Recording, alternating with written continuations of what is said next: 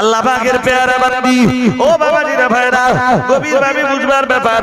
হযরত আম্মা জান হাজার আলাইহিস সালাম মারওয়া পর্বতের উপরে উঠলেন, বারবার চতুর্দিকে তাকিয়ে দেখছিলেন কোথাও কোনো লোকের সন্ধান পাওয়া যায় কিনা, কোথাও কোনো পানির সন্ধান পাওয়া যায় কিনা, কোথাও কোনো ব্যবসায়ী দল পাওয়া যায় কিনা, কোনো কাফেলা পাওয়া যায় কিনা, কারোর কাছে একটু পানি মেলে কিনা।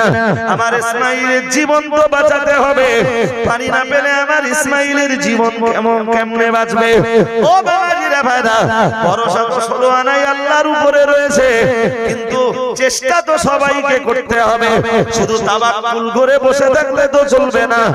আল্লাহ পাকের উপরে তাওয়াক্কুল করার পরে চেষ্টাটা তো চালাতে হবে। তাই আম্মা জান হাজার আলাইহিস সালাম নিজের সবটুকু উজাড় করে দিয়ে চেষ্টা করছেন। মারওয়া পর্বতের উপরে উঠলেন, কারোর সন্ধান পেলেন না, পানির কোনো সন্ধান পাওয়া গেল না।